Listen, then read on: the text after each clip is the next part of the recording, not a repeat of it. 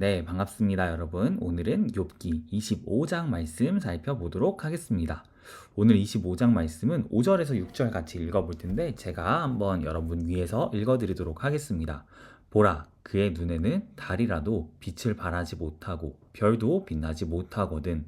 하물며 구더기 같은 사람, 벌레 같은 인생이랴. 아멘. 이 말은 욥의 친구인 빌닷이 한 말입니다.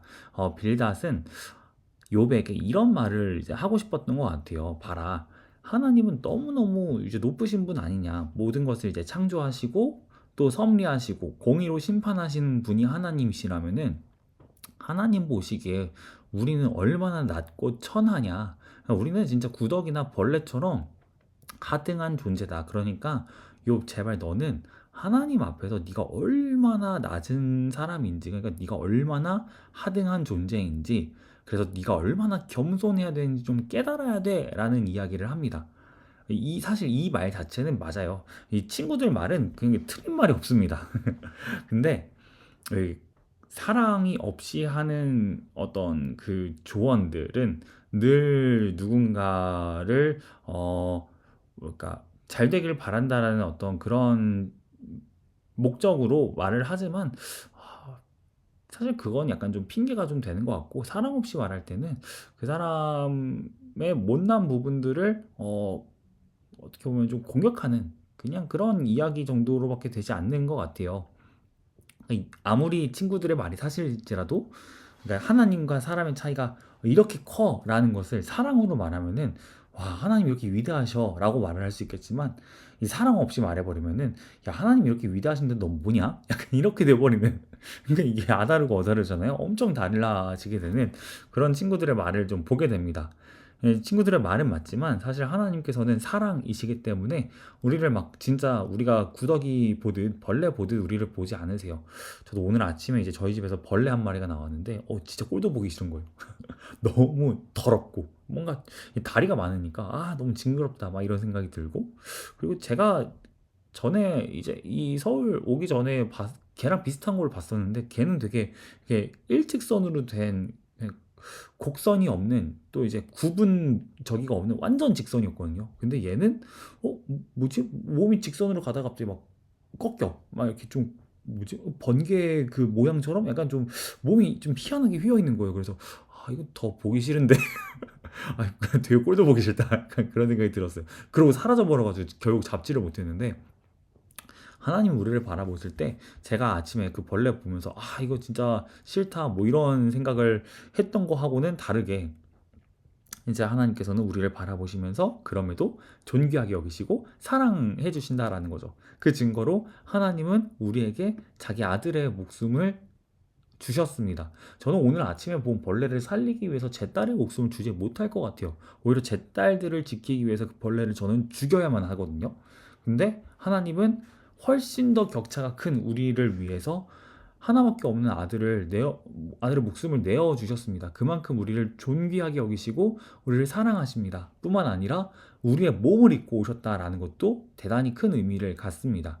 그러니까 어, 우리가 다른 사람처럼 된다라는 거는 그 사람에 대한 존중과 어떤 사랑 없이는 불가능한 것 같아요. 제가 몇 주 전에도 이제 야곱이 형 에서를 저기 흉내 내면서 에서의 뭐 이렇게 옷을 입고 에서의 그 털 많은 것들 이제 흉내 내고, 목소리도 이렇게 목소리는 좀 실패하긴 했지만 어쨌든 형 에서인 척 했잖아요. 그렇게 함으로써 결국 아버지에게 인정받고 싶고 복을 받고 싶었던 거였잖아요. 누군가처럼 흉내를 낸다라는 거는 진짜 어떤 그만한 목적, 사랑 없이는 불가능한 것 같아요. 예수님께서 우리와 같이 되셨다는 거는 그냥 아버지께 내가 더 사랑받아야지 이게 아니라 우리를 향한 아버지의 사랑을 보여주기 위해서 우리에게 그렇게 사랑으로 다가와 주신 거거든요. 그래서 우리는 이미 하나님 안에서 가장 존귀함을 받고 있다. 그걸 우리에게 확증해 주신 분이 예수님이시다라는 것을 우리가 기억하면 좋겠습니다. 그래서 이거는 여러분 스스로에게도 또 친구들에게도 한번 던져보면 좋을 것 같은데, 친구들이 여러분에게 이제 고민을 이렇게 털어놓을 때들 있잖아요. 그 고민이 작아 보일 때 여러분은 그 친구를 존귀하게 대하는지 아니면은 무시하는지, 혹은 이제 뭐 친구들을 여러분이 혹은 여러분 자신에 대해서 여러분이 사랑한다면은 어떻게 하면 그 태도들이 바뀔 수 있을지 한번 여러분이 돌아보시면 좋겠습니다. 진짜 이 친구들을 나를 존귀하게 여긴다는 건 뭘까? 자기중심적인 마음이 아니라 진짜 존귀하게 여긴다면은 나는 어떻게 대해야 할 수 있을까?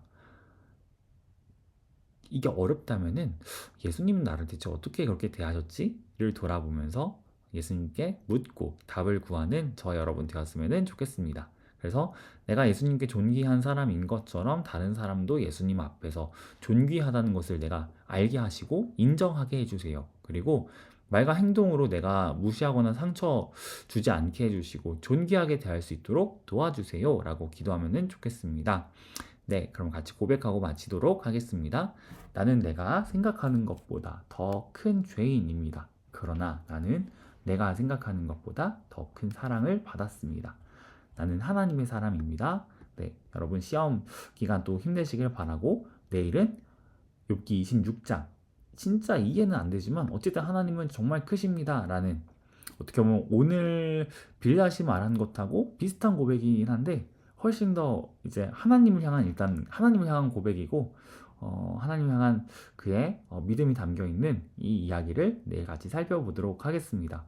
오늘 밤에 비 온다는데 여러분 저기 비 조심하시고, 또 내일 하루 또 힘내셔서 학교 잘 다녀오시고 우리는 트레킹 통해서 또 만나도록 하겠습니다. 감사합니다.